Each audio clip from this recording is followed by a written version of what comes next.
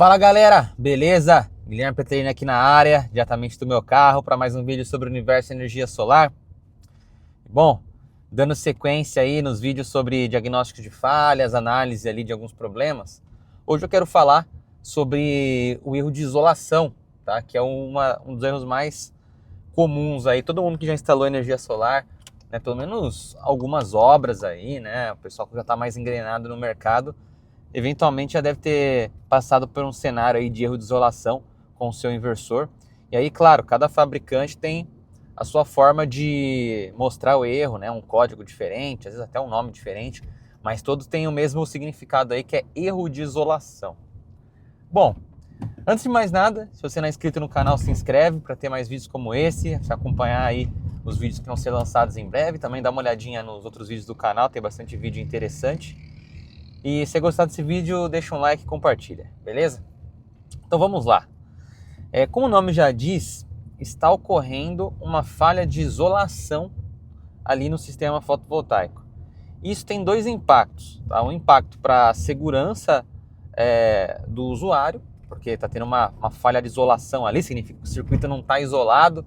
Então, por exemplo, alguém corre o risco, né, de tomar um choque. E para o outro, né, o segundo impacto seria um risco para o próprio equipamento. Né? Um equipamento que não está bem isolado, ele não está bem protegido.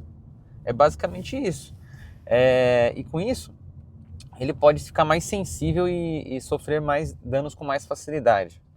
Inclusive, diminuir sua vida útil, né, de operação. Mas por que, né, esse erro ocorre? Vamos lá. O inversor, ele tem uma leitura de isolação para cada string. Ele basicamente lê qual que é a resistência entre o PV mais e o terra, o PV menos e o terra, de todas as strings do sistema. E se essa resistência está com um valor baixo, ele considera que está tendo uma falha aí de isolação. A isolação não tá apropriada. Então, ele faz essa leitura para todas as strings, todos os cabos das strings, né, o PV mais e terra, todas as duplas ali. E se um dos cabos, pode ser até o PV menos, né, por exemplo, tiver com algum problema de isolação, ele vai detectar que existe uma resistência baixa entre o PV menos e o terra e vai dar o alarme para nós. Geralmente, o que faz abaixar a resistência, né, de isolação? Crimpagem mal feita, cabo raspado. Às vezes nós estamos passando o cabo ali no eletroduto, ele dá uma raspada, ele fica com o cobre aparente. Às vezes um animal que deu uma roída ali, um parafuso que é parafusado e às vezes raspa o cabo, um conector que ele não está bem crimpado e até está com partes expostas, está meio mole, a conexão entre os conectores não está bem feita. Então basicamente esse erro está relacionado com a parte corrente contínua e alguma coisa ali não está bem isolada a ponto de entrar umidade no circuito, entrando umidade, abaixando a resistência, e abaixando a resistência, o inversor detecta, ele dá erro de isolação, fala para nós, opa, tem alguma coisa que não está bem isolada aqui, o circuito ele não está isolado, blindado, né? Tá tendo uma resistência baixa e isso é perigoso, né? Então ele entra em erro até que a gente resolva esse problema. Muitas vezes esse problema, vocês já devem ter passado por isso, ele acontece só de manhã. Por quê? Às vezes, né, tem algum conector ali que não está bem encaixado e de manhã mais frio, mais úmido, principalmente área rural, né, o orvalho ali da região, deixa o sistema mais úmido, a resistência abaixa, só que daí, com o passar das horas do dia, já dá uma esquentada no clima, seca, podemos dizer assim, e o inversor volta a funcionar normalmente. Então, é um erro que às vezes acontece só de manhãzinha. Então tem esse cenário também, tá? Por conta da umidade nesse horário. E como que resolve, né, esse problema? Bom, é um trabalho de formiguinha. Por quê? A gente vai ter que identificar qual que é a string, torcer para ser uma só, né, para ser mais fácil. Qual que é a string que está sendo a ofensora ali do equipamento e está causando o erro? Porque isso não necessariamente acontece com todas as strings, tá? Ela pode ser uma só que está causando esse problema. E o inversor, ele, por questões de segurança, ele já entra em proteção. O que você vai ter que fazer? O inversor está ligado, ele está dando erro, certo? Você basicamente vai ter que tirar uma string. Claro, né? Primeiro você desliga o inversor, né? Você vai desligar o equipamento. Então você desliga o equipamento, espera um pouquinho até os capacitores darem uma descarregada, né? O ambiente ficar seguro. Você desliga o equipamento, você tira uma string, liga ele novamente. O erro persiste ou não persiste? Se o erro persistir, significa que não era nada relacionado a essa string.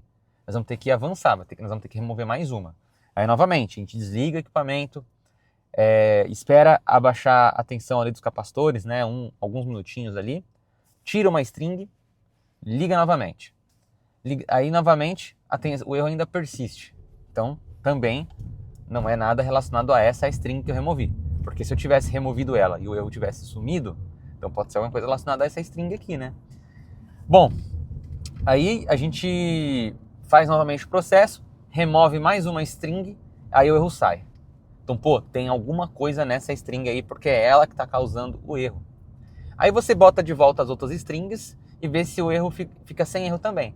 Porque daí se ficar sem erro também, significa que de fato aquelas strings ali, elas estão boas. E as que ficaram também estão boas e de fato só que você removeu agora é a ofensora aí do projeto.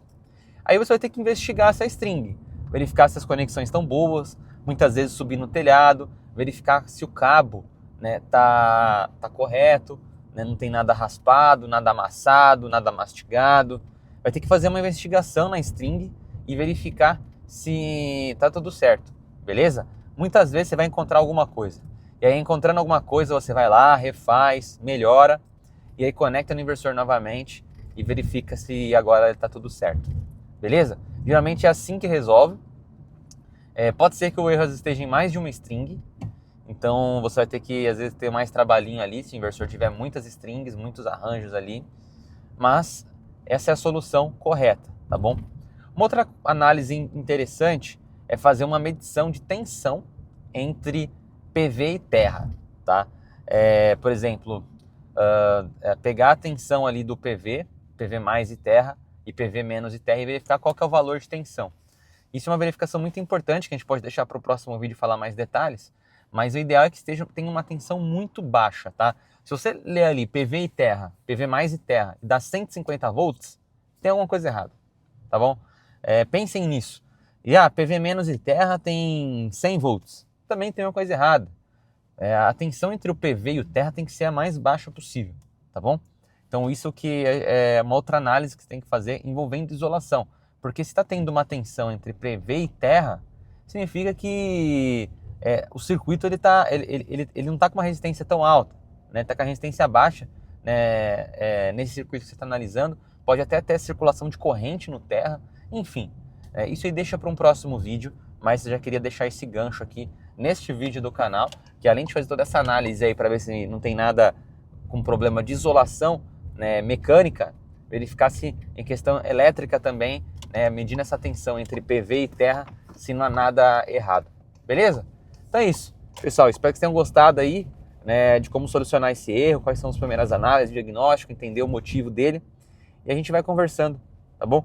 Qualquer coisa, mandem sugestões aqui nos comentários de mais vídeos. E é nisso. Até a próxima. Tchau, tchau.